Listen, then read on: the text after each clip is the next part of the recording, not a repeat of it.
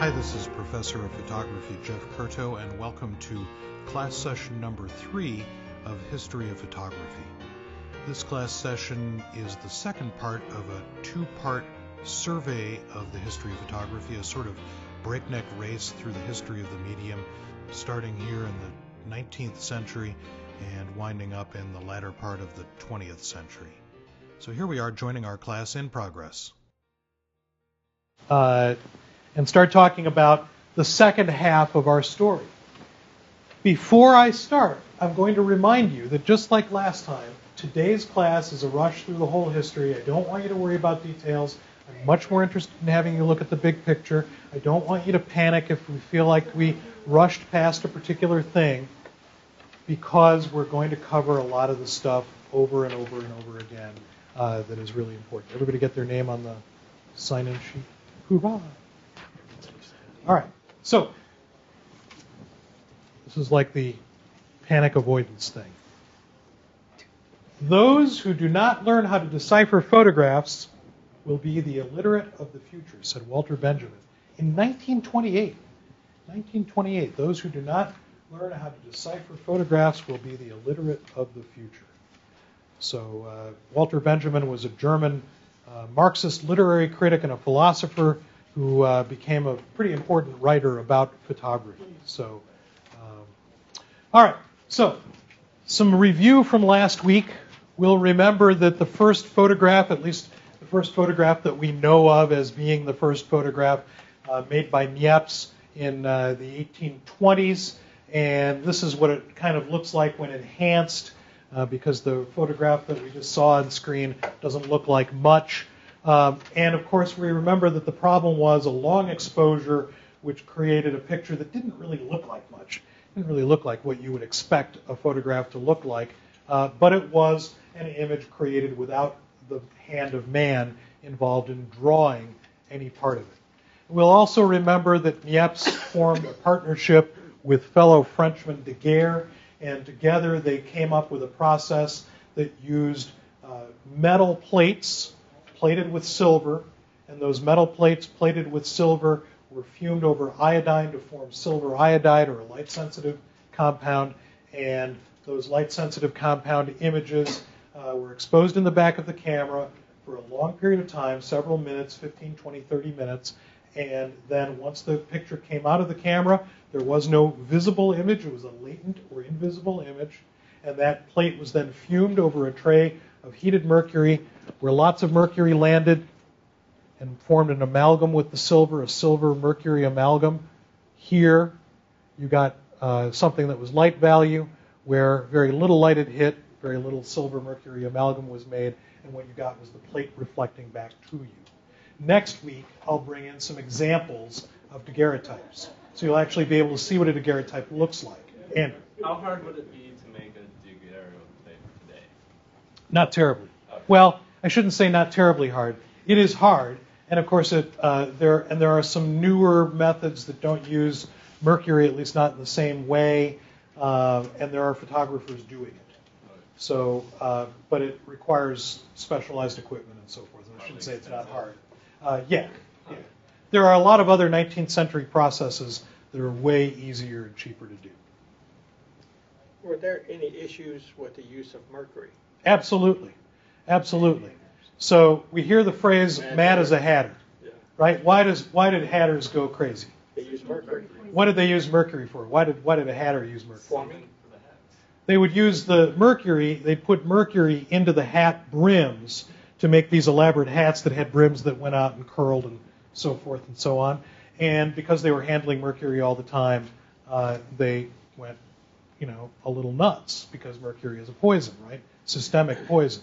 So we don't often hear "mad as a daguerreotypist," but they were going crazy in their own little way too. So yeah, there were problems with mercury fumes and daguerreotype makers not recognizing that it was a poison, right? So, all right. So Daguerre forming this partnership with Niepce and being able to assure that there was going to be some success in their pictures, that they knew what they were doing. They were able to figure out how to make pictures rather regularly with some degree of reliable repeatability. Most of the pictures were made of still objects because the exposures were up to a half an hour long, usually 15 to 20 minutes long, depending on the amount of light and the kinds of sensitizers they used on their daguerreotype plates.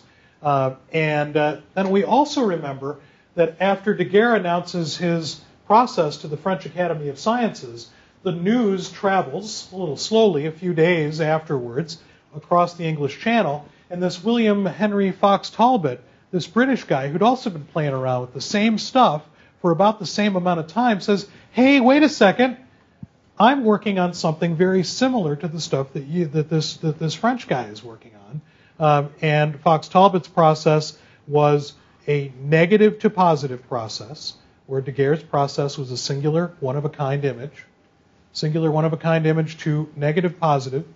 And what we wind up with is, with Daguerre's process, the incredible sharpness and quality that we know photography to have, and with Fox Talbot's process, the repeatability of a single person's vision. We could make multiple copies from the single negative that Fox Talbot had. So this relationship of these two things coming together at the same time, of course, points to a number of things. One of the things that it points to is the climate of need. You know, there is this idea that, golly, if a bunch of people are working on the same kind of idea, somebody must want this thing to happen somehow. And then it also points out the idea that there are multiple ways to the same of solution to the same problem. And I think also really is fascinating that in these two processes, what we had was the combination of the two things we value in photography: sharp images of the real world and multiply reproducing one person's vision.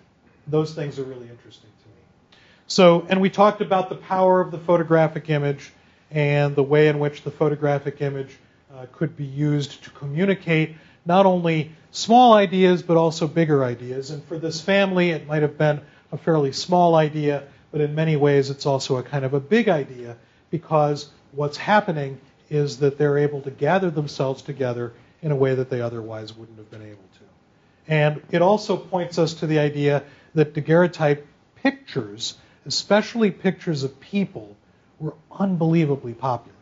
Very, very popular. Daguerreotype portraiture was very popular. And as we'll see really more next week, but about 90-95% of all daguerreotypes ever made were pictures of people, not pictures of places. And that was because they were singular images. It was really hard to take a picture of, Half Dome and walk it around to 100 people that you wanted to have see it, because there was only one. But wet plate collodion, the negative making process that allowed negatives to be made on glass plates and have multiple prints made, was not quite as sharp as the daguerreotype, but was much sharper than the paper negative of Fox Talbot's process.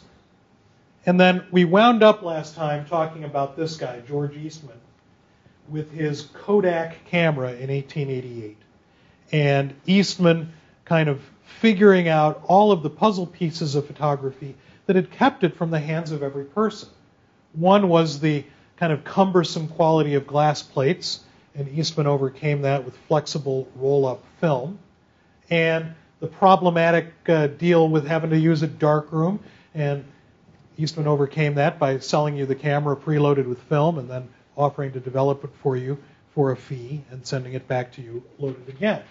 His motto, you press the button, we do the rest. They didn't have to worry about, anybody who took one of these cameras in hand didn't have to worry about anything beyond pressing the button. Eastman and his company took care of everything else. By the time Eastman's camera comes around in 1888, photography had been absorbed into most of the world's cultures. Not all of them, of course. There were still pockets of culture around the world that had not experienced photography. But by this time, it was no longer a novel thing to have had one's photograph made or to have seen photographs by 1888 when Eastman comes up with this Kodak camera. But still, there were some problems. There were some shortcomings that photography had. And here they are, at least some of them. One of them was size. So even though the wet plate collodion process could be a large image, you could make a 16 by 20 inch glass plate negative from which you could make a 16 by 20 inch print, there was still the problem of having to lug to the scene a 16 by 20 camera, a camera that made a negative this big, 16 by 20. So that was one problem. Speed was another problem, or rather lack of speed. Photography still in 1888 had a hard time capturing swiftly moving subjects because the exposure times, even though Eastman and other inventors had figured out fractional shutter speeds, still photography wasn't terribly fast. Ink, which I have here in quotations, because ink is really the lack of ink. If you wanted to reproduce a picture and give it to 100 people or 1,000 people or 10,000 people, you had to draw it in order to get it in an ink format. In other words, the only way to distribute a photograph was to make photographic prints from the original, which was costly and very time-consuming, and it meant that you couldn't have photographs in magazines or newspapers or books. In order to get a photograph there, you had to hire somebody to draw it so that you could print the thing in ink. Another question was proper use. What was this? What was it supposed to be? Was it art? Well, it kind of had come from the original idea of artists and painters, but was it really art? Was it commerce? Was it something that allowed us to copy the world?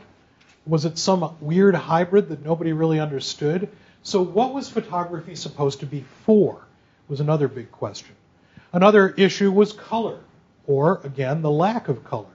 One of the first complaints people had about photography right after it was invented was, well, that's all well and good, but I was wearing a purple vest. And the purple vest is shown as gray. What's up with that? How can we rectify that problem? And a last problem was spectral sensitivity. Oh, I forgot about the speed part. I forgot about this little speed part. One solution to the speed problem was to use flash powder. You've probably seen this in an old movie somewhere. You know, it's usually done with some comic effect, and somebody, lights a match and puts it in a tray of this magnesium powder. That's what it was, magnesium powder, and it goes off with an intense flash. But of course, the problem was that it also produced a lot of smoke and potentially fire, and so there were some issues with that. So spectral sensitivity is another problem, and we'll sort of cover all of these guys. But one of the biggest questions about the medium was, what is it? What's it supposed to be for? And how can photographers who think of themselves as creative people, how can photographers begin to think of a way to posit what they're doing as art, even though it doesn't require the same length of study or certain kinds of skills that painting and drawing had required? The only other visual art form that had existed other than sculpture.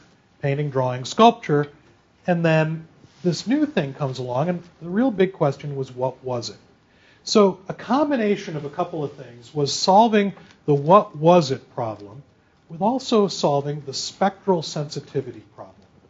One of the problems with this wet plate collodion material was that it was very sensitive to blue light and very insensitive to the opposite side of the color wheel, red, yellow light. So what happened was, if you made a photograph that allowed for correct exposure of the rocks and stuff in the foreground, that the sky would become wildly overexposed and become blank.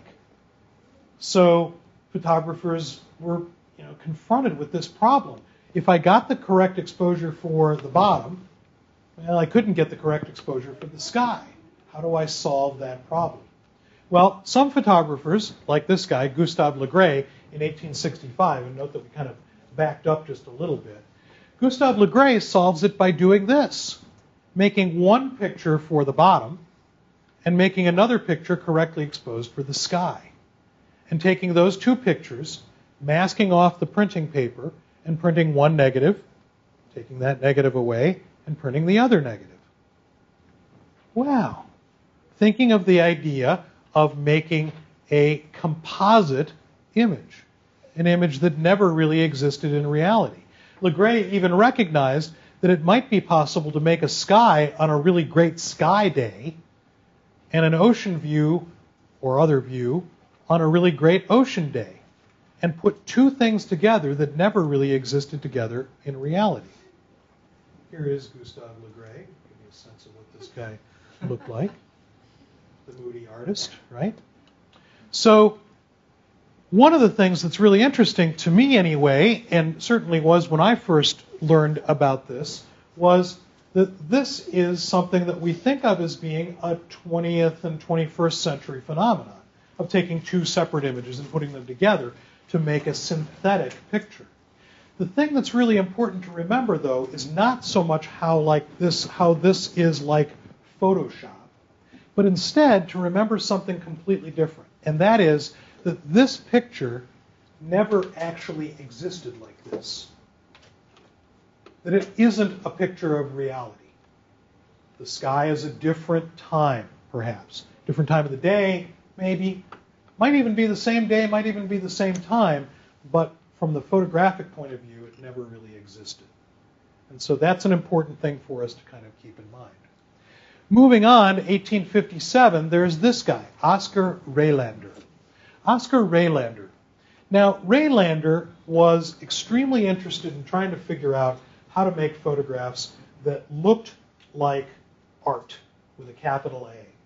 Because what he figured was that photography could, in fact, be like any other art form as long as it approached the subject from the same kind of point of view. So, first of all, in order to get this picture, we have to kind of begin to think in the 19th century mindset. So first of all, what we have here is we have a time period, 1857, when people were thinking of the world in a different way, partly because there was a tremendous reverence for the world of ancient Greece. So you can kind of see that reflected in the costumes in this picture. Another thing that was important in this era was that paintings and stories often used a concept called allegory. So, what's allegory? What's an allegorical story? Try it. Find out. The worst thing you can be is wrong. The frog and the tarantula. The frog and the tarantula, or the tortoise and the hare, or whatever, right? So let's use tortoise and hare because, that's one that most everybody knows. Frog and tarantula, same basic concept, right? But tortoise and the hare. So the tortoise and the hare story goes that the two things start out at the starting point at the same time, and the tortoise is slow and steady, and the hare runs ahead really fast and then finds some other things that are interesting, and, eventually, who wins the race? The tortoise, because persistence, slow and steady, wins the race. Is that story about a bunny and a turtle? No, it is not. It is about the idea of being persistent and keeping on with something and eventually achieving a goal. And we can think of hundreds of these once we begin to think of them. The Bible is filled with them. Ancient Greek storytelling is filled with them. It is very much a sort of idea that helps humanize larger concepts. In this time period, allegorical painting was a big deal. Having paintings that depicted other stuff was a big deal. So that what you got in a painting was somebody representing love, or somebody else representing death. So that the people were not actually characters named Bob or Sally, but they instead were representing an idea. So, Oskar Raylander decided to make a photographic allegory that he called The Two Ways of Life, in which we see a guide showing two young men the two possible paths that they could choose to live their lives. And what we see is that this guy is being shown a world of study, guy with a spanner on a globe, and industry, these guys building something with hammers and saws, and somebody reading, somebody doing something that is pious, somebody helping the sick.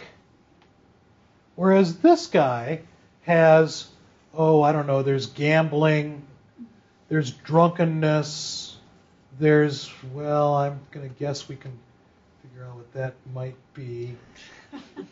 And you can see that he thinks that this is a pretty good idea, and his guide is saying, but wait, it might not be the real deal.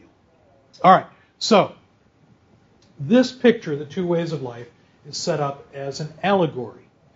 Raylander himself said, "Please believe that I did not look upon photography as an ultimate art or an art depending on itself or complete in itself except details, though I can guess of its extended applicability, or rather, its plasticity." Plasticity. When we talk about something that's plastic in the arts, what do we mean?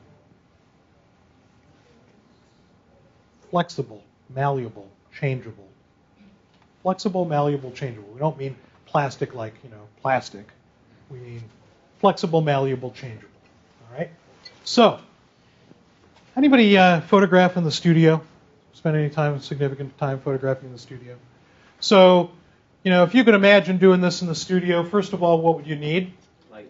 Lights, big studio lights, et cetera, et cetera, et cetera. So, 1857, were there lights? No. It'd be tough to light this, right? And in fact, Raylander didn't. He took these pictures individually, 30 separate negatives, combining them, printing one after the other, after the other, after the other on a single sheet of photographic printing paper. 30 separate negatives. And if you think about the fact that he's making these negatives and could not change their enlargement by projection because it's a contact printing medium, he had to figure out how big to make this figure relative to how big to make these figures that are in the background and have the perspective all work out correctly. In fact, he couldn't print it on one sheet of photographic paper because nobody made a piece of paper big enough. This thing was 30 inches wide, so he had to seam it right about here. There's a seam of two different pieces of paper. 30 images.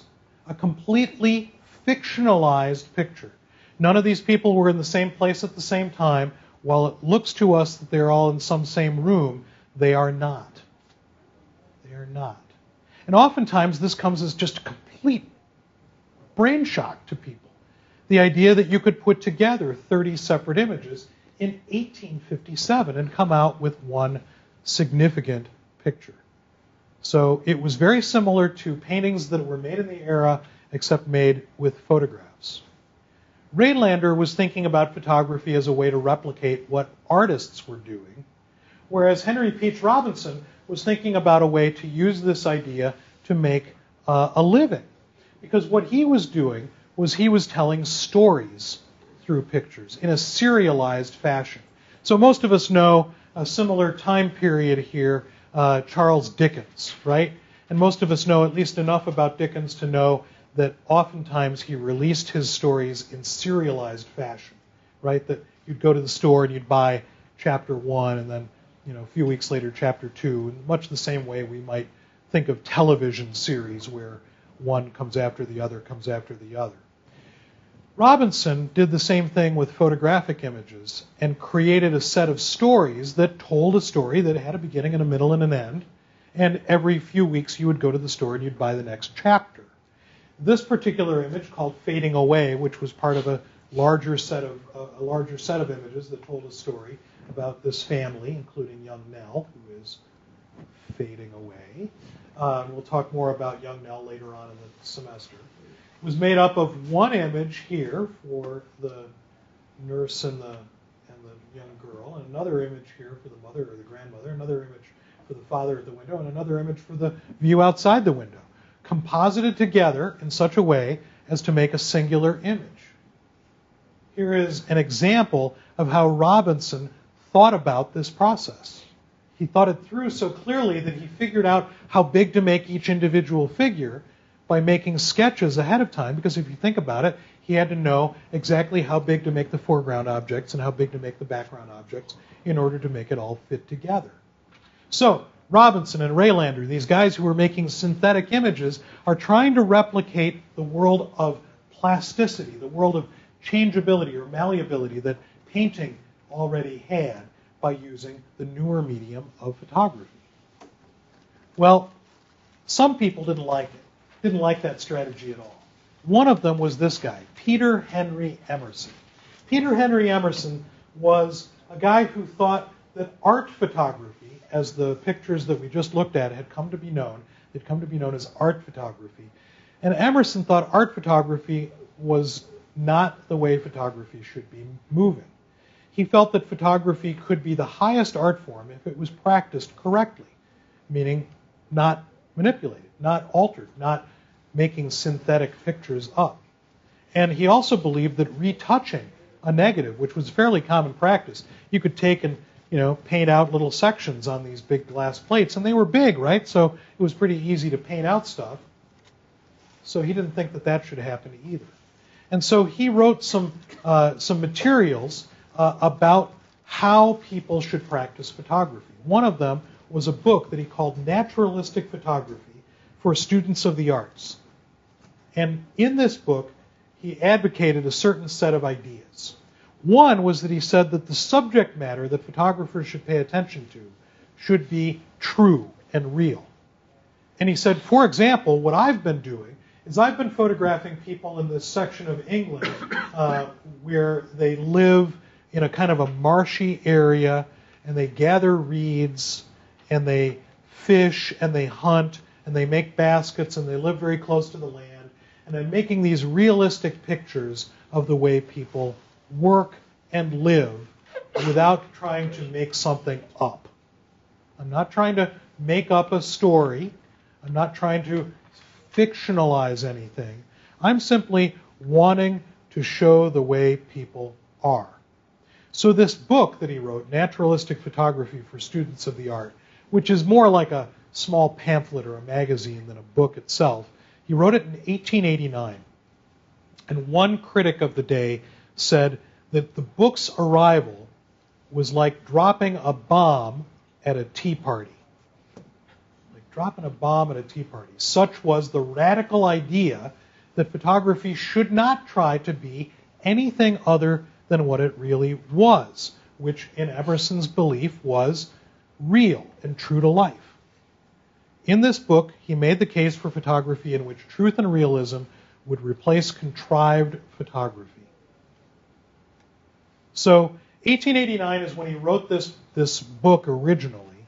And what's interesting is that in 1891, he wrote another book called The Death of Naturalistic Photography, in which he said, he was wrong, he was sorry, he didn't mean to cause such a ruckus, but he didn't think photography was much of anything other than a minor copying medium, and therefore he was going to go off and never was really heard from again. But in this short span of a couple of years, tremendous changes happened in photography. A huge number of photographers began following Emerson and his beliefs about photography and the fact that it should be of real subjects, real things. A group called the Pictorialists and a movement called Pictorialism grew out of Emerson's ideas.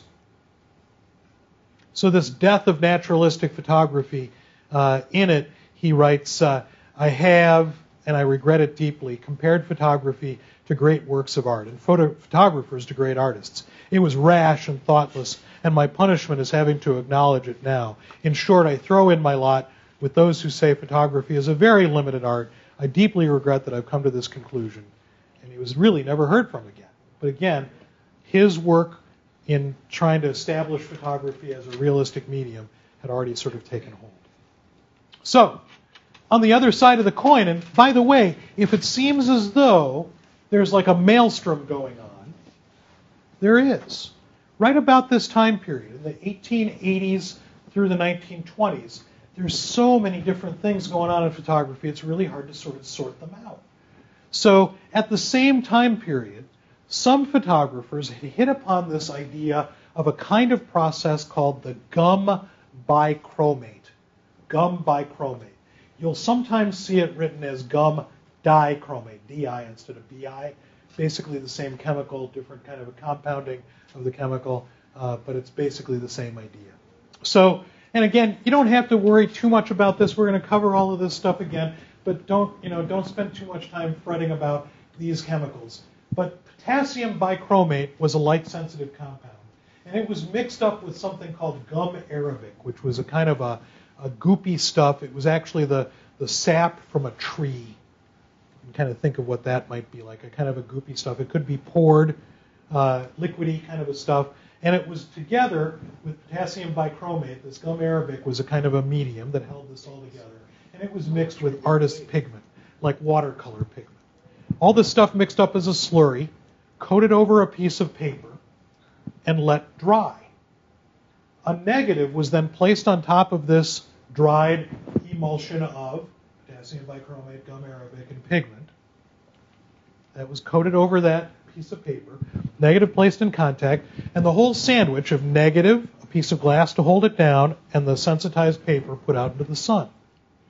Where lots of light hit, this emulsion would stay kind of solid. It would tan or become hardened.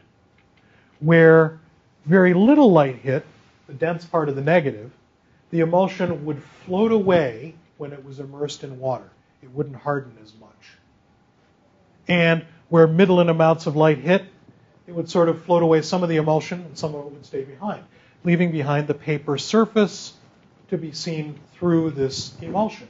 And you could mix this pigment in any color you wanted, or combination of colors. So you could mix a brownish picture, or a greenish picture, or a purplish picture, or whatever.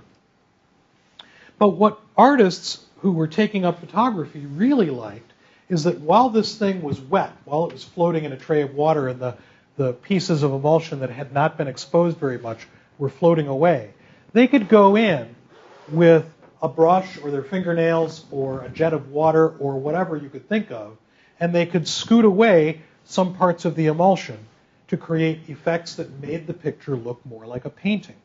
These were photographers who were interested in trying to figure out ways to make a photograph look like a painted object. So, gum bichromate. By the way, I'm just thinking about this now. If any of you are on Twitter, during our class periods, I didn't mention this last week because you had enough to worry about, but during our class periods, the software I'm using here is sending out tweets. And the tweets have things like the one that just went by is a video about gum bichromate. And you can find these if you're on Twitter. How many people on Twitter? If you're on Twitter, you can search the hashtag photohistory. So hashtag photohistory. And if you're friends with me on Facebook, my Twitter posts always post directly to Facebook too. So you can go to my Facebook page as well. And as if that weren't enough, on the History of Photography podcast page, all of the photo history tweets appear in the right-hand column of that page. So you can kind of follow this stuff along. So Robert Desmarchais, F.J. Mortimer, there's the guy whose name I spelled wrong on the handout, F.J. Mortimer. These photographers are beginning to use this process to create photographs that look more like charcoal drawings, etchings, paintings, some other kind of art form, rather than a photographic document. Because they're really interested in trying to figure out, what is this thing for, this photography? Is it supposed to be like painting but different? They would even sometimes, like Frank Eugene, take and scratch on the glass plate negative that they were making to scratch away some of the details there to create a more painterly effect. So, again, there are people in this pictorialist movement who are trying to figure out how to make realistic pictures of realistic subjects, but then there's also this group of photographers who are saying, you know, what I want to do is make my photographs look more like a painting or a drawing. And then there's this guy, Frederick Evans, who was using a kind of a process called platinum printing. So this process was invented in England by a guy named William Willis in 1873. And in this process, the material platinum, or the metal platinum, replaces silver. So it's a little more complicated than that. And then again, the process is well laid out in the short technical history. But what it gave was a very long, very smooth tonal scale. platinum printing is often referred to as the king of all photographic processes because of its tonal nuance and beauty. It has a real beautiful, long tonal scale. Almost every nuance of the negative can easily be reproduced in a platinum print, whereas a silver print, some of you have made darkroom prints, how many of you have worked in a darkroom, and you've discovered that at some point you have to leave out some details in the bottom or some details in the top, high-end, highlights, or both, right? The platinum print can make an image that is tonally nuanced throughout its range. So Frederick Evans was one of those photographers who used this process, and he used it effectively in making a series of photographs of European cathedrals and churches with their light-drenched interiors but also very dark areas. He was able to make some extraordinary photographs with glass plate negatives and platinum prints. So this material, this platinum printing, was popular until about 1905, and then it kind of fell off. So what happened in 1905, and why would that thing affect photography? Well, it had to be a new process. The Russian Revolution, January 9th, 1905, Bloody Sunday, 150,000 people protest the Tsar, hundreds are shot. The Russian Revolution. Wait, why would the Russian Revolution impact photography? What does Russia do really well? They mine platinum. Russia mines platinum. They still mine most of the world's platinum. And what do we know about platinum in a general way? Valuable. Really expensive, right? The most really precious, hard to find. the most precious of all the precious metals. So the Russian Revolution starts, and suddenly the world's supply of platinum goes, whoosh. There isn't any platinum anymore. So people can't make platinum prints. And the reason I include these kinds of little details is we don't think about photography as being this sort of phenomenon that's tied into other parts of the world economy and the world's events, but in fact oftentimes it really is. Here's another one of Frederick Evans' images, one of my favorites. And Evans didn't believe any of this manipulated imagery idea. He really just believed in photographs that are just straightforward and to the point. This has always been one of my favorite photographs to talk about how important the positioning of cameras is. Not only does Evans sort of put us with this wonderful entry point of the stairs here and the sort of flow of the stairs as they go up, but look at how he has defined the number of rooms that we get to look through by defining the archways. Here's one. There's another one back here. And then there's another little blip here that he lets us know that this is a solid wall that's behind this arched area, and that there's another door inside of that. So it's a really interesting way to kind of look at how important it is to position the camera up and down, left and right, so forth and so on. So if Evans is doing this kind of stuff, we've got this other guy sort of jumping into the fray here. Alfred Stieglitz, an iconoclast. Hey, what's an iconoclast? Breaks icons. Say again? He breaks icons. He breaks icons. He breaks icons. He's a guy who's kind of going to mess with the status quo. He wants to go ahead and kind of push the envelope and attack some cherished ideas, attack some cherished institutions, sort of move things around and shake some cages and so forth. Stieglitz didn't hold with all of this pictorialist stuff. He liked images that were real. In fact, he very much liked images that were like the same kind of images that this Emerson guy liked, the guy who wrote that book, Naturalistic Photography for Students of the Art. Stieglitz, and this bullet item, I try not to make my slides too terribly wordy, but sometimes I can't help myself. This one of the most important photographers and promoters of photography of the 20th century. In fact, we'll spend an entire class session talking about Stieglitz and the other photographers that he gathered around him. He had this really interesting active period, the 1880s to the 1940s. And the reason that that's an interesting time period is that so much happens in photography around that time period, in that kind of 20 or 30 years on either side of the turn of the century, from the 19th to the 20th century. Stieglitz did something that no other photographer or no other group of photographers had ever done, and that was that he seceded from photography. He gathered around him a group of photographers who believed the same things that he believed, and they drew up formal papers, and they went to court, and they said, we're getting out of photography. We're photographers, but we don't like the way this whole medium is working out. We're going to secede, and we're going to start our own movement, separate and apart from the way the world of photography is. And the reason they were doing it was that they felt photography could be an art form. It could be an art form, and it could be an art form all on its own. It didn't have to try and look like anything else. It didn't have to try and look like a painting or a drawing or an etching or anything else other than a photograph. And so Stieglitz's pictures of real people in real situations, of real landscapes, of real places, are the pictures that he kind of brings things forward with. So he makes pictures of real people doing real work. You can see Emerson's influence here. And we'll talk about how Stieglitz, as a young man in his teens, becomes a super important worldwide influential power in photography in the latter part of the 19th and early part of the 20th century. He was also somebody who was one of the first people to begin using handheld cameras.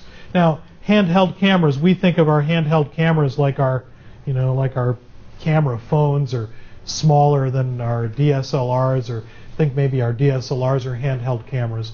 In Stieglitz's time, a handheld camera might be, half the size of my lectern here. Something that you held in your hand rather than having it on top of an immovable object like a tripod or a studio stand. And what happened was that as Stieglitz comes on in the 1880s and 1890s, the materials of photography have moved forward enough that you could hold a camera in your hand and make an exposure that was a fraction of a second as opposed to several seconds long. Dry glass plates were a big part of that, and then Eastman's roll film a little bit afterwards. So Stieglitz begins to experiment with a camera that could move and that could be sort of moving around, and he could take pictures of things that were technically difficult, like this picture, or that depended upon the movement of the world, like this one. And we'll come back to this picture, the steerage of 1902, and look at how it is one of Stieglitz's most important pictures. In fact, some people call this picture the first modern photograph, right around the turn of the century. And we'll talk about how it's composed all the way around the edges with very little in the center. And Stieglitz would talk later about how many references there are from one part of the photograph to the other. The oval here, and the oval here, the X here, and the X here. So we'll spend some time later on talking about that. Stieglitz gathered together this group of photographers named the Secessionists, these people who abandoned ship of photography and started their own navy in a way. And one of his right-hand men was this guy, Edward Steichen. He was from Wisconsin, not from New York like Stieglitz was. And here he is in his self-portrait, portraying himself as he really was. He really was a painter who came to photography with well-established credentials as a painter. And what's really interesting is that here he is saying that what he's doing is dropping out of photography as one of these photosecessionists, but he's using gum bichromate. Look at it. You can see where he's scraped away some emulsion here and up here and over there. So part of what we'll have to try and figure out as we go through all of this is, hey, wait a second, aren't these guys saying one thing and doing another thing? The photosecessionist group created some galleries in New York City. The most important one was the Little Galleries of the Photosecession, which they started in 1905. And in addition to their own photographs, the photographs of the photosecessionist group, they also showed paintings next to their photographs. And the paintings were by people nobody had ever heard of. In fact, Stieglitz, in his galleries in New York, was the first person to show the paintings of Picasso and Cézanne and Matisse. These were artists that he imported from Europe who were avant-garde, completely different. And by putting them side by side with his photographs, he was sort of advancing this idea of photography as an art form. Here are a couple more of Steichen's images. Steichen, who already knew a lot of people in the art world, here he is with Auguste Rodin and his famous sculpture, The Thinker.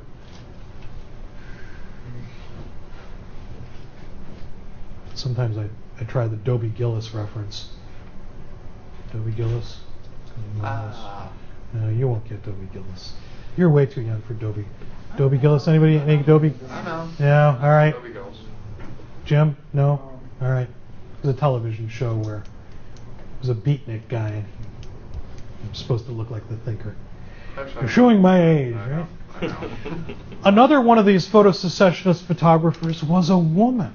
In fact, nearly a third of the photo-secessionist photographers were female. And this was also kind of radical.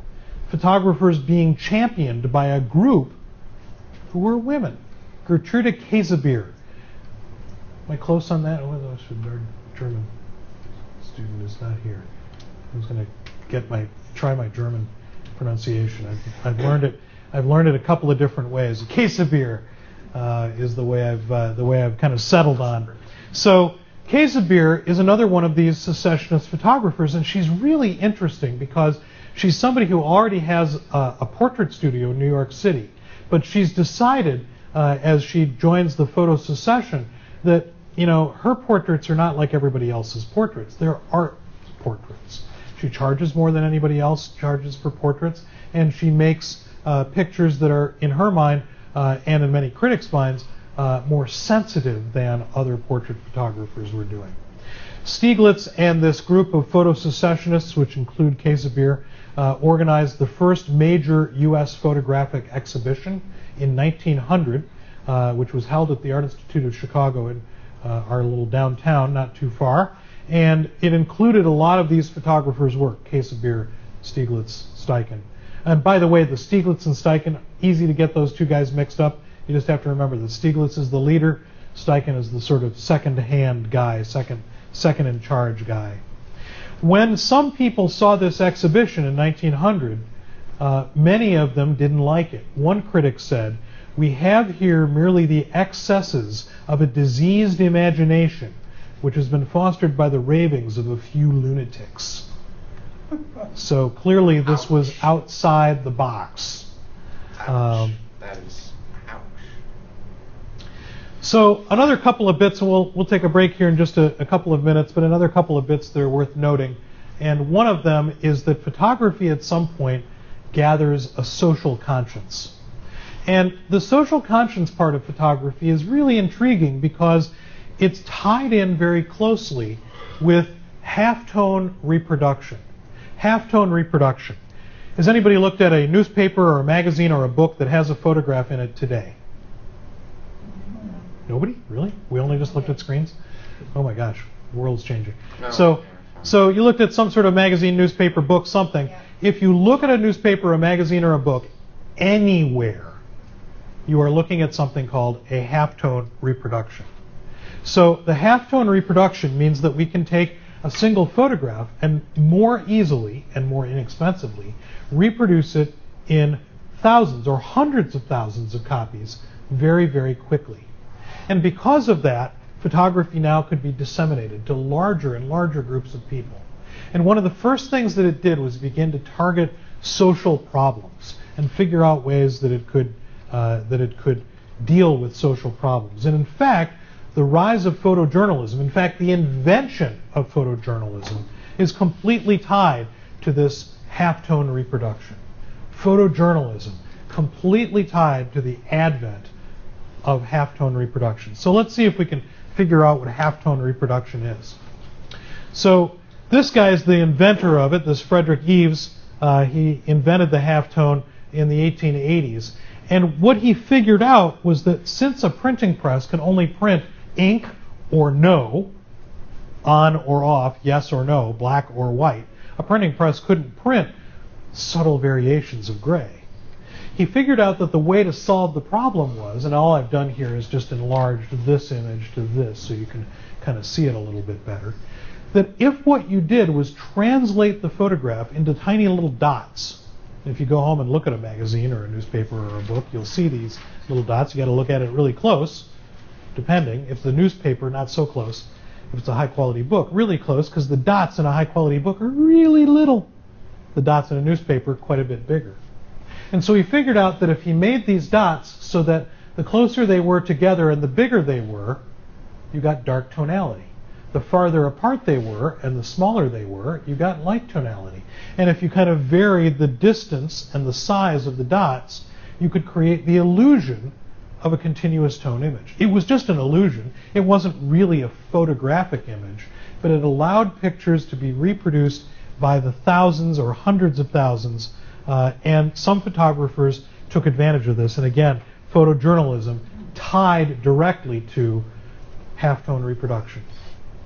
So Jakob Riis put together a book called How the Other Half Lives. How the Other Half Lives. Sort of an interesting title, because we sort of oftentimes think to ourselves, as we're driving through some sort of upscale neighborhood, well, this must be how the other half lives. Well, he sort of flips this upside down and looks at the plight of especially immigrants, and very especially immigrant children, who were living in slums and tenements, working long hours in sweatshops, and targeted this as something that he wanted to try and solve as a social problem. So he began making photographs, sometimes at night, using that flash powder that we talked about a little bit earlier, and making pictures of where people were sleeping, how much they were working, the conditions in which they were working. And in fact, his book helped get some laws passed that allowed for a better treatment of people in some ways, especially kids, children working. Another photographer whose work depended a lot on halftone reproduction and being able to be disseminated that way was Louis Hein. Louis Hein both looked at child labor issues, as we can see in this left-hand picture, but he also did something else that was really interesting on a sort of socially conscious level. The other thing that he did that was interesting was he targeted people arriving at Ellis Island. And the people arriving at Ellis Island, he'd set up a camera and take pictures, hundreds of them a day sometimes, of these immigrants as they came ashore. Because he was concerned that there were so many of them that they were going to lose their own identity, that they weren't going to become the people here that they had been at home. He saw names being changed, and I'll bet that at least half a dozen people in this room have some history of their name being changed by somebody on Ellis Island. What do you do for a living? And that becomes your name rather than the difficult to spell or difficult to pronounce name that your family had in whatever country you came from. So here is Louis Hein trying to battle that problem. So let's look at this one last guy, and then we'll take a break. And this one last guy is sort of a wonderful place to take a break here, partly because he straddles a couple of pieces of the photographic puzzle. Eugene Atget, a funny name, Atget. Eugene Atget was a French photographer, a masterful French photographer, and Atget he started out his career, his life, not as a photographer at all, but instead as an actor. He was an actor, and he was really interested in the world of theater, but at some point he began to make photographs because what he saw was Paris and the environs around the Paris that he lived in was beginning to change. He noticed that it was changing a lot, and he noticed that things were morphing and buildings were being knocked down, and the Paris of his youth was beginning to be replaced by a more modern Paris, and he didn't like it. And so he set upon making a sort of survey of photographs of Paris and the areas around Paris, and photographed everything. Shop windows, people, places, major buildings, minor buildings, storefronts, the great parks, Versailles, all the things that he felt were in danger of being lost to the ages. He wanted to recreate the Paris of the past and try to make sure that those areas that were marked for demolition had some life in photographs. He made a vast number of images. There are some estimates that there may have been as many as 10,000 photographs made. Now, in our digital world, we don't think of that as being such a big deal, but in the days of starting out with wet plate collodion and then moving to dry glass plates, this is a huge, huge, huge number of photographs. And he made photographs of just about everything that you could imagine having any significance in Paris. And he created this view or vision of Paris that is both profoundly real and also partially dream. And he ends up becoming one of the most important photographers of the late 19th and early 20th century. But what's really intriguing is that his work really didn't at all become known until the 1970s. The 1970s. People knew about it, but nobody really resurrected it until a couple of photographers we'll look at a little bit later on in the term, Lee Friedlander and Bernice Abbott, kind of grasped onto his work and pushed it forward. And he's become known since then as one of the most important photographers. He is, in fact, one of my desert island photographers. You remember in my little bio intro thing, he's the guy I would take with me to learn a lot about photography without having to make any pictures. Another one of these photographers who sort of came of age around the turn of the century or a little after is this Paul Strand. And what's interesting about Strand, a major American photographer from the east coast of the U.S., Strand really got his start by showing his work to Alfred Stieglitz. And Stieglitz praised his work and said that it was brutally direct and pure and devoid of trickery. Brutally direct, pure and devoid of trickery. Strand espoused this idea of straight photography and believed that the camera had its own aesthetic. Kind of rings like Stieglitz, right? It sounds like what Stieglitz was saying, that the camera had its own aesthetic, that it didn't have to try and be like something else. So Paul Strand, here's another Paul Strand image. I've always been fascinated by this sort of, riveting gaze that this kid has, and the sort of, other rivets or, nails or whatever. It's almost like the things have some sort of synergy, the background of the image and the foreground of the image. So Strand was one of the first photographers to sort of say, photography doesn't have to be like it has been. It can be pure. It can be about straightforward things. And he was joined from the East Coast. He was joined on the West Coast by this guy, Edward Weston. Weston, along with some other West Coast photographers, Weston was somebody who kind of was a pioneer in the way photography went forward. So Weston decided that he and this other group of West Coast photographers shared a similar aesthetic. And their similar aesthetic was based on making large format camera pictures with 4x5 or 8x10 cameras, contact printing those negatives so that the pictures were tremendously sharp, shooting at very small aperture settings like f/64. In fact, they liked this idea of small apertures and tremendous depth of field so much that they formed their own group, a group that they called F64.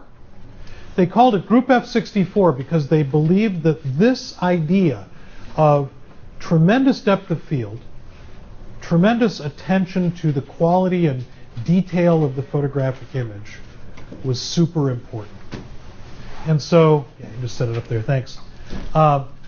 So what we get is Weston, and oftentimes some of his pictures are seen side by side. I've chosen this pairing. Sometimes you'll see a picture of a pepper number 30, head down nude, and this two shells. So the idea of sculptural sensuality, in his imagery. So he founded or helped found this group called Group F64, feeling that realism was photography's main calling.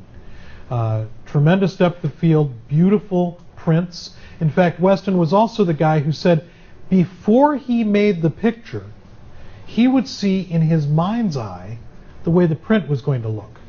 He was so in control of the photographic process that he'd be able to sort of imagine what the tonal values of the print would look like, where the boundaries of the print would be. Obviously, he'd compose that part, but he'd sort of understand the way the print was going to look. He called that pre-visualization, imagining the way the picture was going to look after the print was made.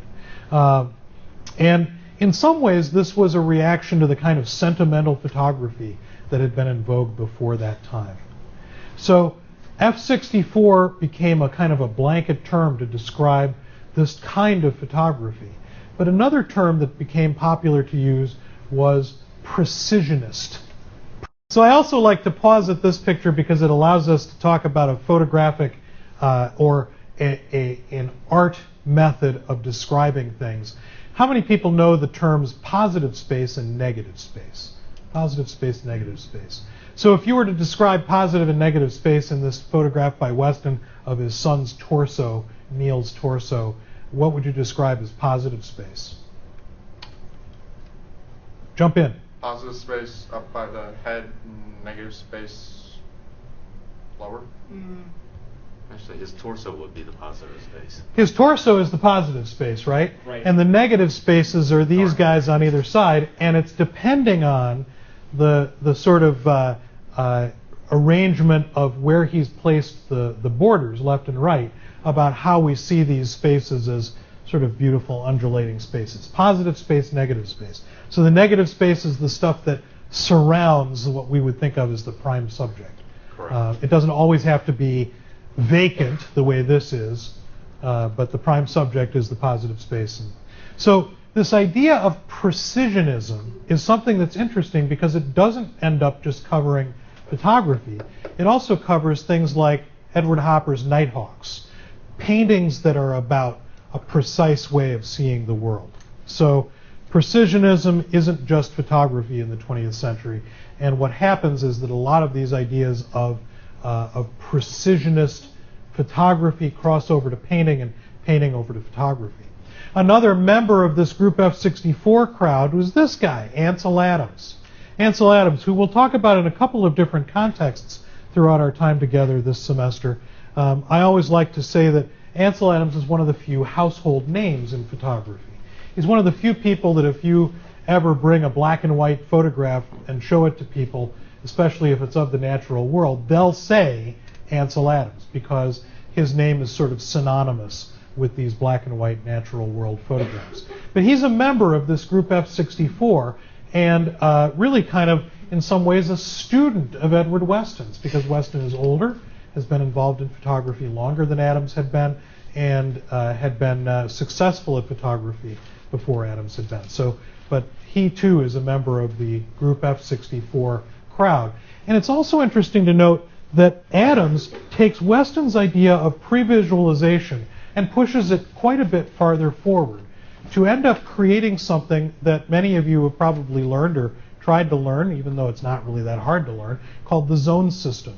And the zone system is this method that Adams came up with to put together the really complex science of how photography, at least chemical-based photography, worked, and put it together with the way photographers think. We think about tone values, but the photographic world doesn't really care about tone values. It cares about sensitometry and density of negatives and tonal values that can be achieved in prints. And so Adams puts all this stuff together in a way that makes it simpler for photographers to create a better quality image. It's also interesting to note that this picture on the right is what Adams thought of as his first real photograph. The first photograph in which he was able to create something that went beyond what he saw and really worked on what he felt. So he was making photographs on that day and looking at this monolithic form in the Yosemite Valley and thinking about what it felt like to stand there in that place and recognize that the first picture he made with just a yellow filter over the lens of the camera to slightly darken the sky really wouldn't do it. So instead he puts a deep red filter over the lens of the camera, which with his pan-chromatic film, talk about that here in a second, made the sky much, much darker. So you'll remember back when we were talking at the very beginning this evening about how these early photographic materials were very sensitive to blue and very insensitive to red. Long about the turn of the century or thereabouts, film became panchromatic. Let's think about that. Pantheistic, the pantheon, panchromatic, meaning sensitive to all colors of light. So pan meaning all. So panchromatic, sensitive to all colors of light. So what this made possible was things like what Adams did. Using a red filter darkens the blue sky to a dramatic degree. And it's with that picture that Adams believed that he'd done this sort of thing where going beyond this notion of just taking a picture of what he saw and really kind of looking at what he felt inside. Another member of the group F64 was this woman named Imogen Cunningham.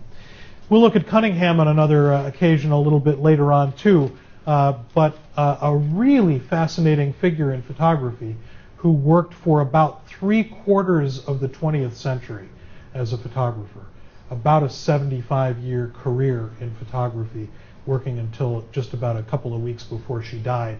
And because of that, her work crosses over from the precisionist world to the modernist world to the sort of experimental world of the 1960s and 1970s. And it's really fascinating to watch this woman change everything about the way in which she thought about photography as she progressed through the various eras that she occupied in photography. So moving on from Group F64 to this, the Bauhaus. The Bauhaus, which sometimes, we'll talk about a school, and sometimes we'll say there was a school of photographers. And we don't mean a school like a school, we mean a group, right? Sometimes we talk about a school of thought, right, instead of a school. But in this case, the Bauhaus was actually a physical building, a school in this case, and it was a physical place where students went to study industrial design. And the concept behind this school was that it was different from any other school where design had ever been taught. And that was that it taught an idea of form follows function. Form follows function. Form follows function, meaning that when a student figured out how to make something, that the form of that thing, whatever it was being designed, whether it was a tractor or a tea kettle or whatever, should have a form, a physical form, that followed the function of what it was that it was supposed to do. And that the two things could be easily and inextricably linked. That the form and the function should be both considered at the beginning of the design process. So this school was really different in terms of how its founder, this guy, Laszlo Moholy-Nagy,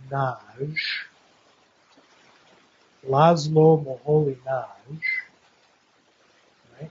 So Laszlo Moholy-Nagy set up this school with a kind of a different idea than any other school that had taught visual arts had ever really had. And his idea was, most of the time throughout the ages, people have learned how to do design and art by first learning the bare minimum basic stuff. Artists learned how to grind pigments and carry water for the master for a couple of years until they were allowed to begin to draw, and then after they learned to draw for a few years, then they begin to learn how to apply paint to a canvas. And he said, we don't want to do it that way. We want to start at the other end. We want to start at the design end, the idea end, and end up at the sort of pragmatic end. So instead of teaching students how to draw up front, they taught them how to design up front. And instead of learning the basics of drawing, they learned the basics of photography by using photograms and other photographic methods to create designs that had adequate amounts of balance, light, dark, so forth and so on, without having to learn how to do all of the drawing pieces that made shading and light and shadow, so forth. So Moholy-Nagy came up with this idea for this school called the Bauhaus. Here are a couple of examples of his work. And what's interesting about his work, Moholy-Nagy talked about these things as not necessarily being photographs, but rather as being pieces of artwork.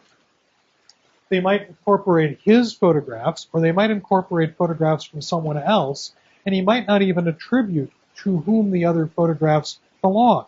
They might have been found in a trash can on the side of the road, pinned to a wall somewhere, and he would begin to make images that that depended on photographic images, but also depended on drawing.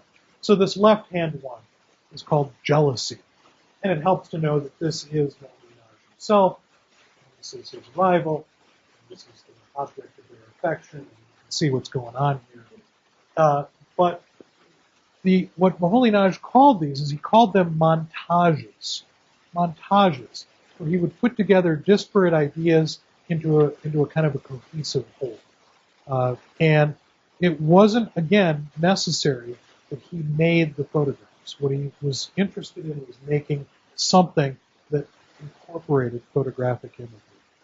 Somebody who was operating about this same time was this guy named Man Ray, whose real name was Emmanuel Radnitsky. Emmanuel Radnitsky, but everyone knows him as Man Ray. You don't really need to know Emmanuel Radnitsky. Man Ray is the name that everybody knows him by. He was a master of experimental photography, but also a painter, a filmmaker, a poet, an essayist, a philosopher, and a leader of American modernism. So these ideas are coming about in the 1920s. 1920s and into the 1930s, as photography is beginning to kind of spread out into other areas. One of the reasons I've shown you Man Ray here is that those other things that I said he was, a painter, a poet, an essayist, a philosopher, photography had become a part of the world in a different way by this time period. And because of that, it was being used by artists of many different types. Writers, poets, painters, and not necessarily used by them as an end product, but used by them as potentially an intermediary product. So all three of those things, the Bauhaus and its basic ideas, come together in these two ideas, Dada and Surrealism. Dada and Surrealism. So these two art movements came out of Bauhaus concepts, Dada and Surrealism. Dada was a radical, anarchic rejection of all things that were existing in the world previously. Essentially, it was anarchy as art, or art as anarchy. So it has fairly specific dates, 1916 to 1923. What's going on about that time? World War I, right? So Dada is this radical rejection of traditional art forms. And Surrealism is art born out of Freud's concepts of the subconscious mind. So Sigmund Freud, the guy who kind of founds the idea of dreams and subconscious and how important those things are to our overall cultural, personal makeup. And you can see that it also has fairly concrete dates, although this 1939 date kind of was fairly flexible because we still deal in today's world with surrealism. But it is completely tied to Freud. Completely tied to Freud. It's not about something else. It's about the idea of dream state. So if we think about Freud's ideas about what dreams mean and how our dreams sort of suggest things that are real for us in the real world. And we know sometimes, how many people remember all their dreams? Remember all their dreams? You do? Sorry. It seems like a tremendous burden, frankly. I remember some of mine. How many people remember some dreams? How many people have no idea if they dream or not? Rarely does that happen, right? So some of us remember some of our dreams, and our dreams take us to places that are so far outside of the way the real world exists.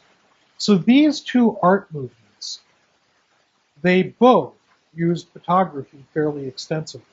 And I've got some examples down the right-hand side here of some of the ideas that these art movements kind of pushed forward. So Man Ray's woman with a back that looks like a violin. Steiner's picture here of this shadow that kind of doesn't make the shadow look like the real object. And then Lee Miller's upside down person with the hair flowing the wrong way. So ideas that don't necessarily tie into any other movement in photography, but really tie into Dadaism, Dadaist artists, and the ideas about surrealism. And again, we'll come back to these things over again.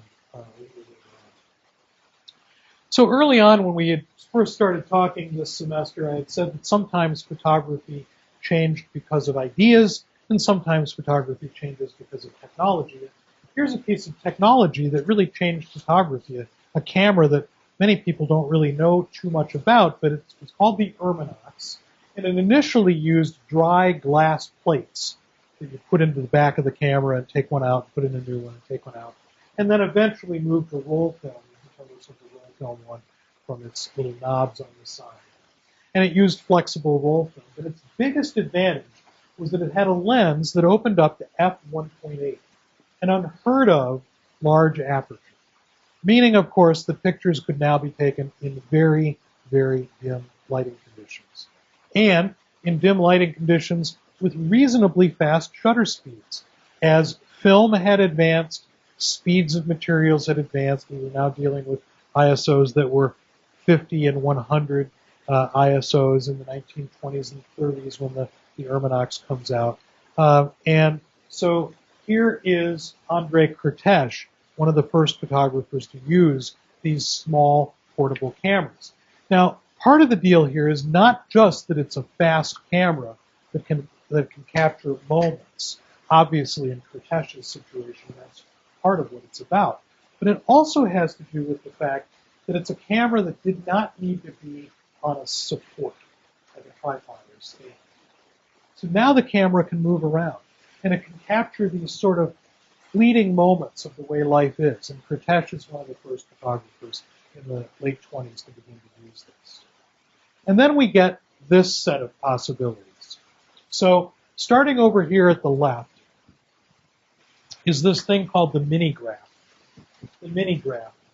The motion picture industry had started to kind of come up about this time. And while there were no light meters, at least not light meters the way we know them, there were no light meters that existed until, the 1930s or 40s or so. Light meters the way we kind of know them. While there were no real light meters, there were ways that you could test the film stock that you were using to shoot your motion picture. So, unlike if we went over to PJ's camera over here in Glen Ellen and bought a roll of film, the roll of film that we buy that's 400 ISO now would be the same speed as it was if we bought one 6 months or 6 years ago, right? ISO is ISO. But there was no ISO, right? More or less, right? More or less. So there was no ISO. There was no sort of standard for speed of materials. So this object, the minigraph, was invented to make pictures for the motion picture industry. You've got 1,000 people dressed as Roman soldiers on a set. You want to make sure that the thing is exposed correctly. So you take some of this motion picture stock, and you put it into the back of this camera with its rudimentary viewfinder, and you make some pictures at various aperture and shutter speed combinations. Process it in a hurry, in a rush. You've seen the rushes of the latest movie, like that, right? So you process it in a hurry to make sure you get what you want.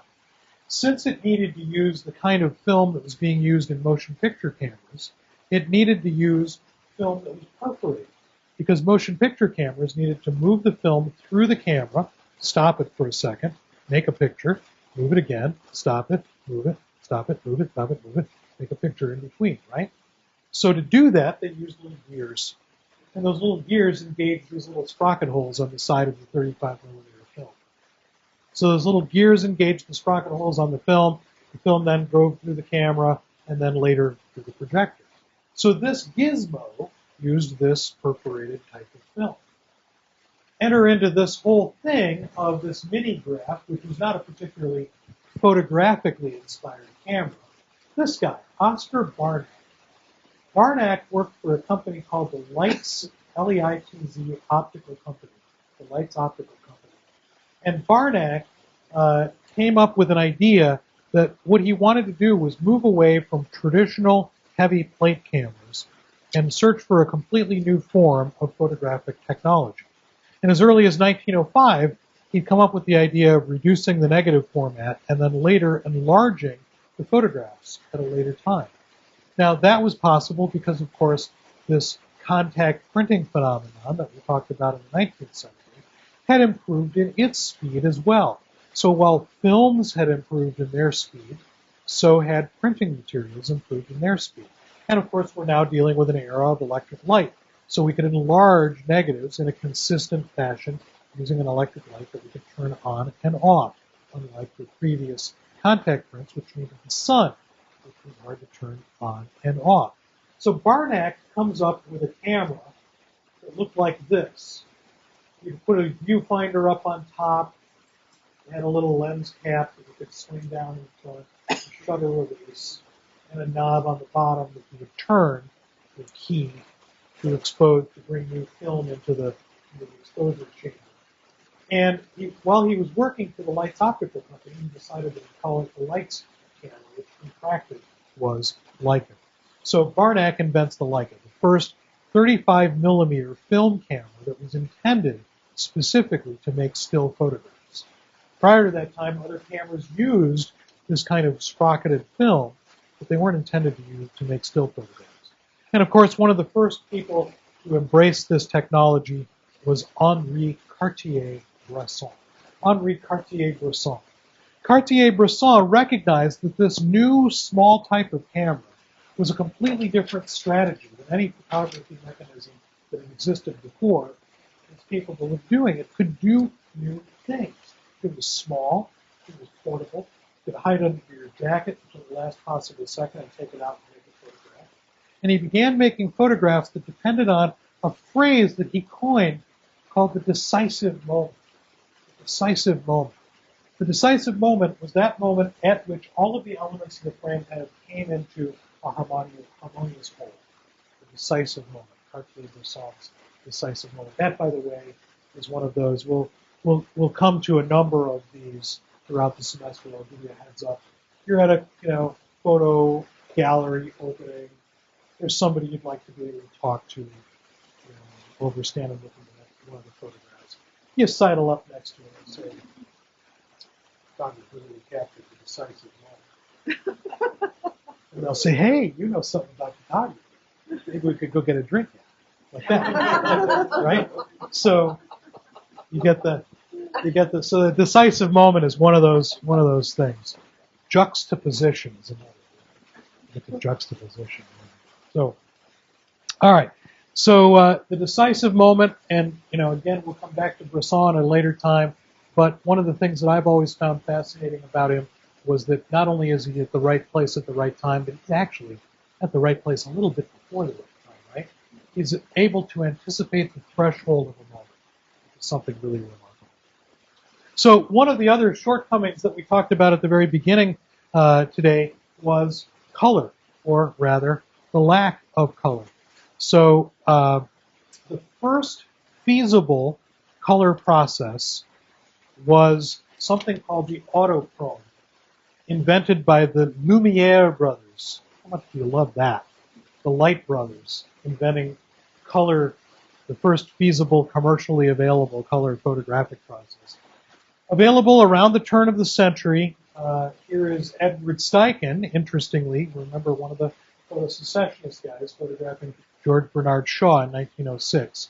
This process was patented in 1903 in France and marketed throughout the early part of the 1900s. And it remained the principal color photographic process available on the market until 1935. And there's a great explanation of autochrome in the textbook. And this will be one of those things that might drive you to read it because I will tell you that autochrome depends on thousands and thousands and thousands of little grains of potato starch, and cornstarch, but potato starch. A third of those grains are dyed orange, a third of them green, and a third of them purple. Those little grains of potato starch are coated over a black and white photographic emulsion, exposed through the grains of potato starch, which act as filters. A reversal process ends up creating a positive image, which then viewed again through the potato starch grains creates a colored image. Amazing, but true. Tremendous, tremendous, tremendous. However, it had some drawbacks. One, it was on a piece of glass, so it was fragile. Two, it was kind of finicky. You had to get the exposure right on. All the processing was kind of difficult. It worked, but it wasn't that easy to do. And the fact that it was on this piece of glass meant that it was kind of difficult to reproduce, right? You can only make this one. So it's kind of like stepping back to the daguerreotype process in a way. So as you might imagine, George Eastman had been trying to figure out how to make color photographs. I mean, he'd made a huge, huge splash with his Kodak camera and a number of other models of camera that came after that 1888 invention of the Kodak. And so his scientists in his labs tried to make color photographic emulsions work. And they had a hard time. It wasn't really working. Until these two guys came along. They were actually musicians, Leopold Godowsky and Leopold Manns.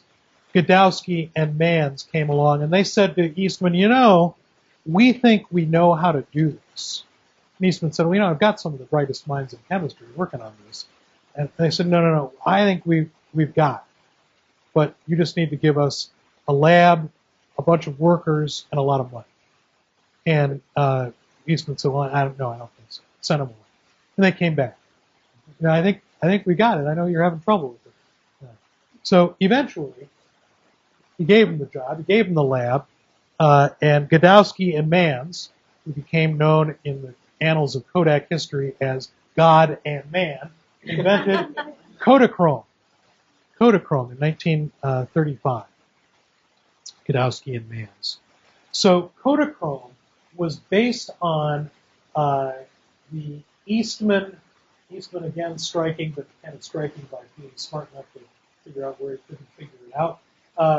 So they invented this in 1934, released to the public in 1935, and what they did was they based color photography instead of on the additive principle, which is what everybody had been trying, including the Lumiere brothers with the autochrome.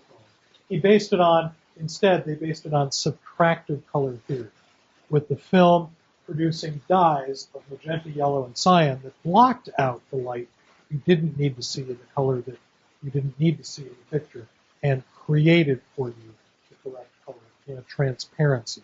So it was first sold as 16 millimeter movie film in 1935, 8 millimeter movie film, and 35 millimeter still film in 1936, and again used this subtractive color theory. And then in 1941, they came out with Kodacolor, which was the negative version of the original transparency film.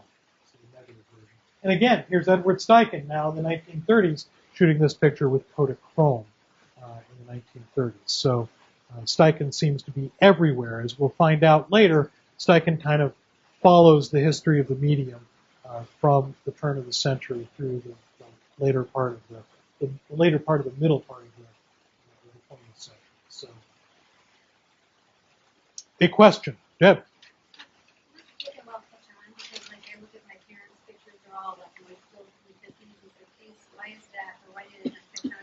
Expense is part of it. It was more expensive to do color imaging. You know, it was a much more expensive proposition. So you're right. It did take a while to catch on. You know, sort of like, you know, and the only example I can think of in our contemporary society is flat screen televisions. You know, flat screen televisions kind of like chugged to a start, and then all of a sudden the floodgates open, and now it's fairly unusual to see an old style television set, relatively speaking, right? So, and part of that was the cost came down, and part of it was a bunch of other marketing factors. But, so you're right. You're right. It did take a little while to catch on. So here is a photographer who began to use color photography almost right away in the pursuit of fashion. A photographer named Horst, who liked his last name so much he took it as his first name as well, Horst P. Horst. One of the things that was really interesting about Horst as a fashion photographer was that prior to Horst, most fashion photographs were a subject, a model, standing, modeling the dress or the suit in front of the camera, like that. Horst was one of the first people to recognize that what fashion photography could be was about selling emotion as much as selling the object itself.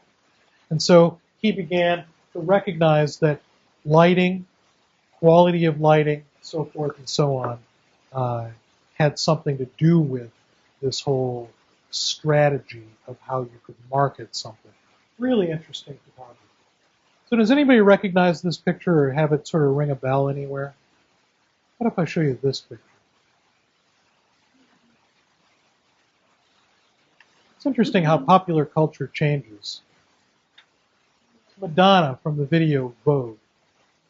So if you go back and you find that video somewhere on YouTube, what you'll discover is that Madonna lifted about 90% of the visuals of that video, Vogue, from Horst's photographs. So it's pretty hard to mistake, what's going on in this video still from Madonna's video Vogue. And what's really interesting is that when I would show this, when this video was a popular musical thing that was happening in the world, I'd put this image on screen and everybody would go, Madonna! It's interesting how pop culture sort of drifts by us, right? All right, from that we go on to this, the Farm Security Administration. So, many of you probably know about the WPA, the Works Progress Administration, right? The WPA. We fiddle along. We fiddle along, right? So the WPA was the Make Work organization proposed by the New Deal to put people back to work after the Great Depression. The Farm Security Administration, FSA, heretofore known as FSA, the Farm Security Administration was an organization, a governmental organization that intended to try and solve a kind of a double whammy that had happened in America. One was the Great Depression, the other was a tremendous drought in the south and west parts of the United States. And so a guy named Roy Stryker sent out a bunch of relatively untested new photographers, including this woman, Dorothea Lange, sent these photographers out into the United States to photograph and use those photographs to sort of engender different kinds of public opinion back in Washington and across the country.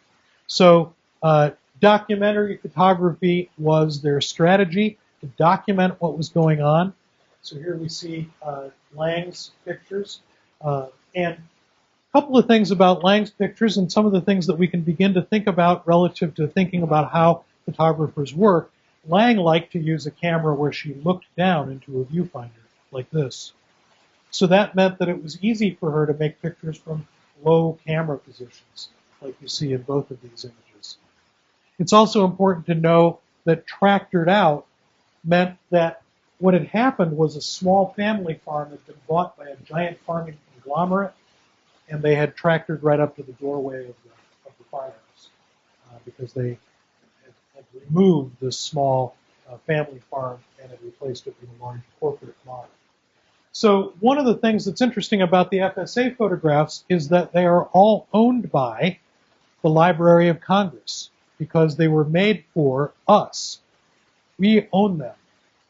We own all of these pictures, we citizens of the United States. And what's really interesting is that you can go to the Library of Congress website and find the picture that you like and order a print for a small amount of money. So you can own your own Dorothea Lange migrant mother photograph for $25 or something like that. Really expensive.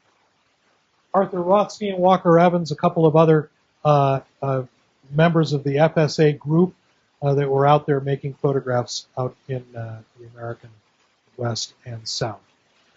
And probably many of you have seen this photograph as well as the Mother photograph that we just looked at by Dorothea Lange as an example of a photograph that defines a particular era. The critic Glenway Westcott wrote about Walker Evans, "For me, this is better propaganda than it would be if it were not aesthetically enjoyable. It's because I enjoy looking that I go on looking until the pity and shame are impressed upon me unforgettably." So talking about the meager conditions that these people were living under. So sort of to round out our afternoon here, we'll take a look at photography since 1945 or thereabouts, and we'll take a look at some of the things that happened. Some major technological advances of speed, automation, and of course the digital era occurred since that time period, about 1945. And then we also can kind of look at photography's place in the world, because since that time period, about 1945 or a little afterward, photography was fairly easily seen as both commerce and art. There was no longer a distinction that sort of suggested it could only be one or the other. And photography began to kind of claim a place in the world that suggested that it was both an art form and a motion of sort of a strategy of commerce. So one of the ways that photography kind of became a more popular public object was this guy, Edwin Land. Edwin Land, who invented the Polaroid camera in 1948. So he came up with the first idea of being able to have instantaneous images that would pop out of the camera or be squeegeed out of the camera. In the case of this, you can see him peeling apart this picture, because the early Polaroid images would peel apart, and the later Polaroid images came squirting out of the camera. And that kind of photography changed the way photography functioned. It changed how photography was, because no longer was it just make a picture and then look at that picture some distance in time from the time it was made. It was make a picture and look at it just a few minutes later. Just a few minutes after this. You could examine the picture and begin to think about what that picture meant, and take another one if you didn't like that first one. So Edwin Land, and sometimes people see, it says Polaroid automatic land camera. It wasn't meant that it was only to be used on the land and not on the sea. It was that the guy's name was Land, so inventing the Polaroid camera. On the artistic side of photography, this guy, Minor White, one of my favorite photographer names, Minor White, a musician, was a major chord. So Minor White, a photographer who came of age at the time that this Group F64 had kind of taken hold. And he studied with and knew Adams and Weston, and worked with them with the whole idea of this precisionist movement in photography, pristine prints, great depth of field, so forth and so on. But he brought his own sort of hippie era spin to this in the 1960s and 1970s, partly by holding court at a kind of commune that he held together for photographers in New York State, where people could move in for a while and make photographs and talk about photographs and work on the farm and so forth and so on. But he also had a kind of mental philosophical idea about photography. For Minor White, photography wasn't like a religion. It was religion. Photography was like, practicing photography was like practicing religion. He brought with him some ideas about Buddhism and Zen philosophy and combined them with this Group F64 idea to create a kind of a new idea about photography. And some of the things about Minor White that were really interesting was that he began to realize that a photograph may be more than just the thing itself, more than the subject, more than the print. For Minor White, the photograph wasn't a complete thing until he made the photograph, developed the film, printed the image, matted the image, and then showed it to someone. It was that showing it to someone that completed the circle of having the photograph actually exist. Because until that circle was completed of showing someone his personal vision, it didn't exist. Roy de Carava, an African-American photographer, photographing in his native Harlem in the 1950s. And photographing for the first time his native world from the inside. Instead of somebody looking from the outside at a culture that they didn't understand, he lived in the culture. He was the culture. And so he photographed his own culture. His own culture. Jerry Uelsmann, a photographer who in the 1960s began to take separate negatives and put separate negatives in up to 6 or 7 different enlargers. Take those separate negatives and print them one after the other onto the same piece of photographic printing paper, creating these surrealistic plastic compositions. I see a few of you nodding about Jerry Uelsmann, which is cool because Jerry's awesome.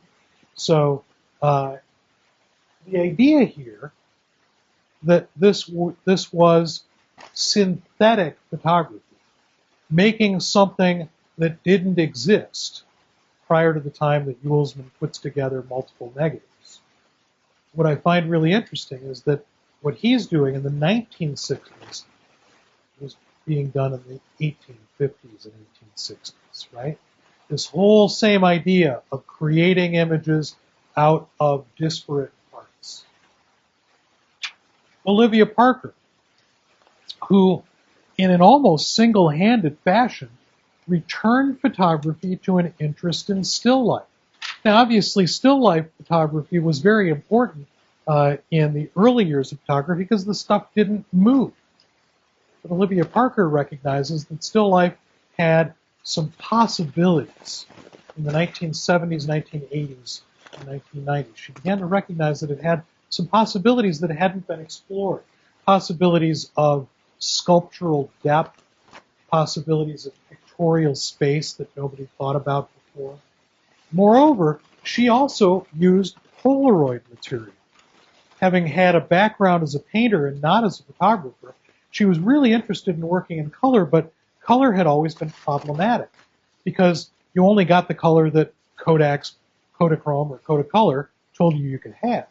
With the Polaroid material, Olivia Parker discovered that she could take the Polaroid peel-apart film holder and stick it under her armpit for a few minutes, warm it up before she developed the film, and come out with a completely different color palette. She could change the filtration over the lens and change the way the colors looked. She could lengthen or shorten the exposure time or the development time and change the way the colors responded. And she thought of it as something that was akin to the activity of painting. Annie Leibovitz. Leibovitz is a really interesting figure to me in photography because when I started teaching the history of photography a bunch of years ago, Leibovitz was what I would think of as a very competent, successful commercial photographer. You know, the cover of Rolling Stone magazine was always Leibovitz's photograph, so forth and so on. And then I began to recognize that students were starting to write papers about Annie Leibovitz. And I was like, well, you know, I suppose you could write about a contemporary commercial photographer, but why wouldn't you write about Weston or Adams or Stieglitz? And then I recognized that what Leibovitz was doing was chronicling her culture, and therefore the students' culture. Really talking about what that culture was and exploring it in a bigger and deeper way. Anybody know who the guy on the right is? Well, the Belushis. Oh. On the right. Oh, right. Yeah, the Belushis, they're easy, right? You got it. You're almost there. Yeah, so like Bridget. No. Brian Wilson, the Beach Boys. Yeah. So, and of course, what Leibovitz has become very well known for is posing her subjects in ways that kind of clue us into their essential characteristics. Right? Another interesting character here is this guy, David Hockney. Now, if you were to go and kind of Google David Hockney, you'd probably find stuff about painting, primarily, and maybe also about photography, secondarily. Hockney is an artist who uses photography sometimes. He's probably best known in the world as a painter, but he's always been really interested in optical technologies, and painters often are interested in optical technologies. So here's David Hockney creating painterly-like images, but in this case, it's all Polaroid SX70 style, squirted out of the camera pictures, created as a composited portrait of this subject. And here, these are 4x6 inch drugstore style prints. Again, all composited into a complete whole. So he's exploring the idea of the world of the photographer, but also the world of the painter. And one of the things that I've included him for is that here in our 20th and 21st centuries, toward the end of where we'll wind up in talking about in this course as a whole, photography and painting and drawing and sculpture and kind of everything else kind of all blend together in a lot of ways. Photoshop is a painting software. It comes right down to it. Cindy Sherman, a portraitist who has been photographing mostly herself for about 35 or 40 years, almost exclusively herself, oftentimes posed in elaborate costumes and makeup. In this case, in this particular image, a picture that is part of what she calls the History series. The History series, which replicates paintings of various eras. In this case, Caravaggio's Youthful Bacchus from the 1500s.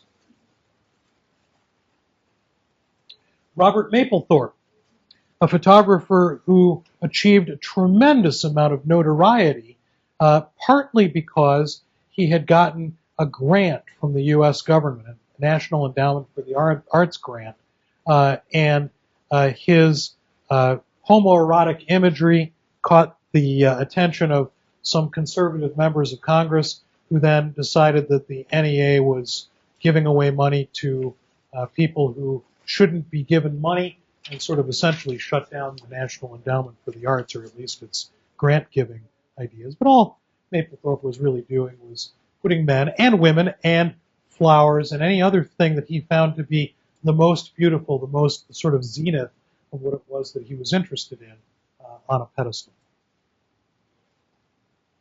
Richard Misrak, whose dedication to the Southwest's desert at first seems to echo a landscape documentary tradition more than the social documentary work which he began his career with.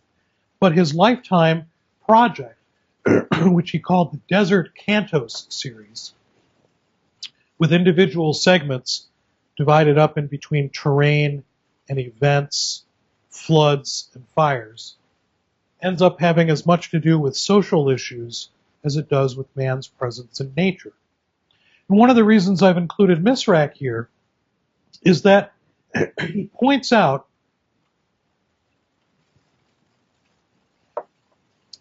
an example of contemporary photographers who don't necessarily just use photographs of the subject to convey their ideas about what that subject is, but look at other things. Look at other things. Those photographs, the photographs that Misrak makes, are both about the land.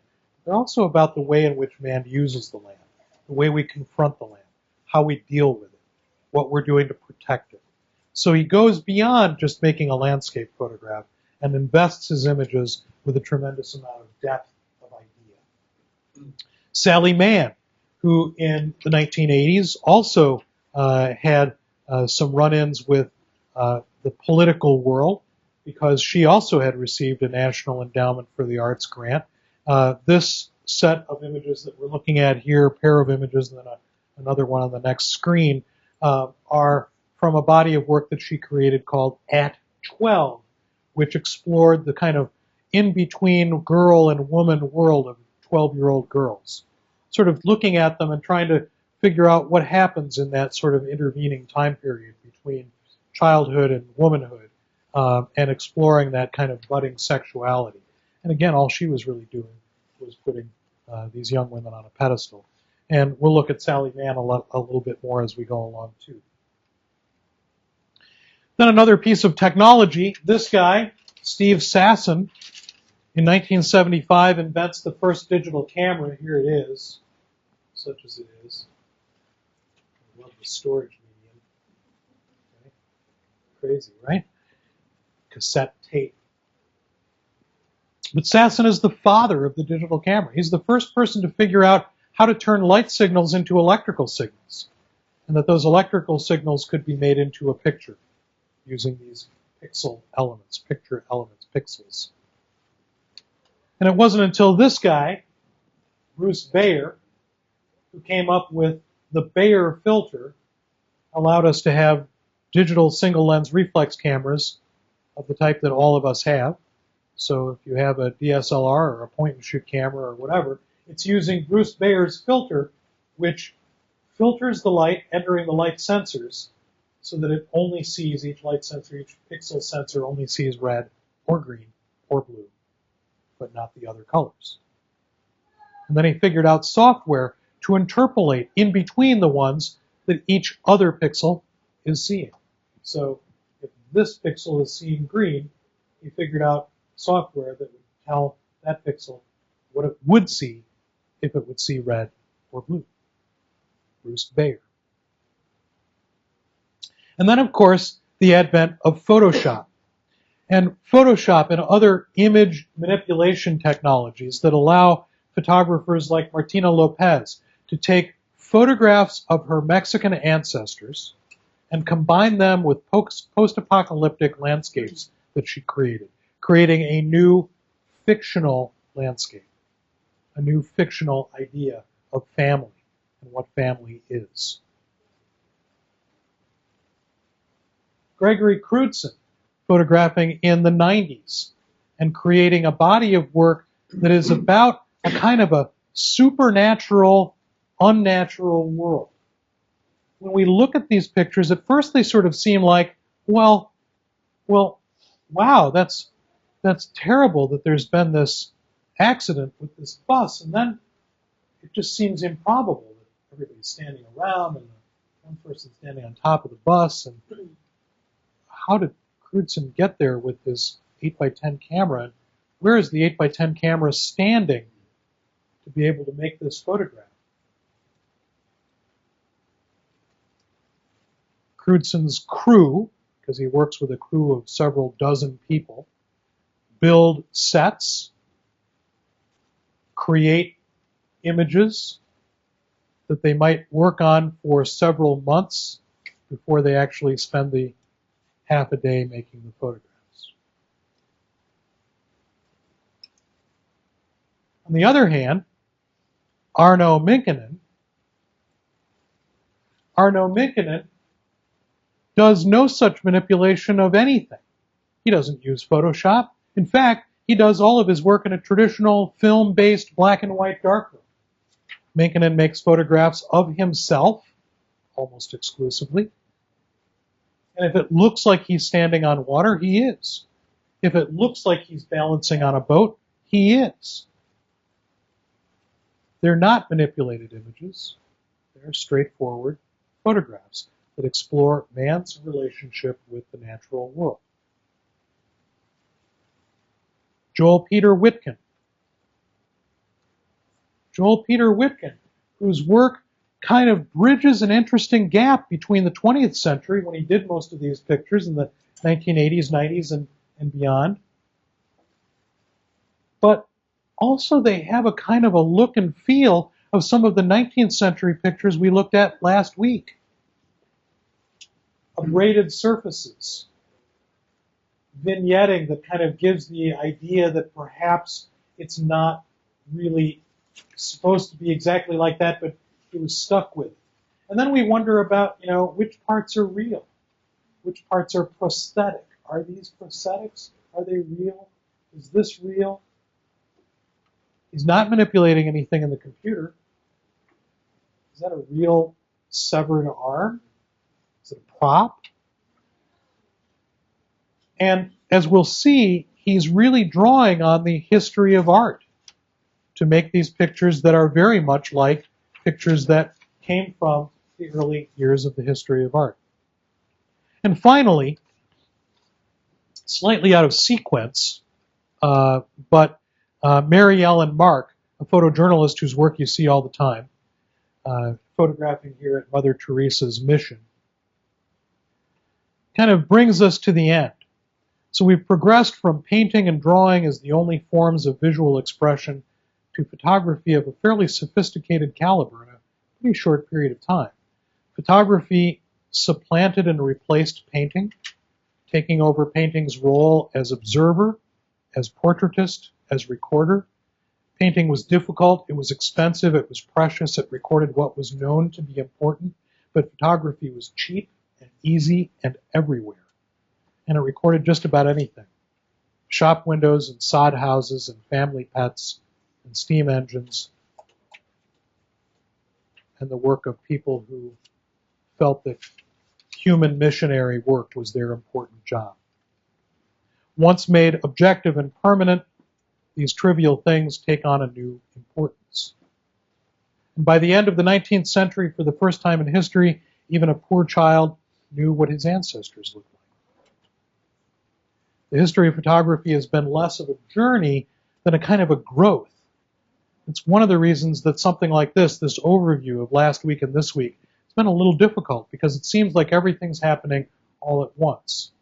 And what I'm going to try and do for us over the next bunch of weeks is unpack some of those things and see if we can figure out what's happening at various times, kind of in different ideological places. Photography was born whole, and it's in our progressive discovery of it that its history lies. So now that we have a sense of the progression of a medium from its inception to a few of its present-day concerns, our job now is to kind of untangle all of that stuff and analyze all of that stuff, all of these discoveries of the past photographers that we've looked at and many that we haven't looked at yet. And as we look at it, we have to kind of figure out how we can get to a place where, regardless of where you stand on the scale of the spiritual world, the fact that the photograph can render the communion wafer as pure light is a pretty profound symbolic idea. So our examinations follow the examinations that other people have had over the course of learning about what photography is and how we get from this thing or to this thing from that thing. How do we get from point A to point B? So, and eventually I hope we'll build an understanding of what photography means to each and every one of you.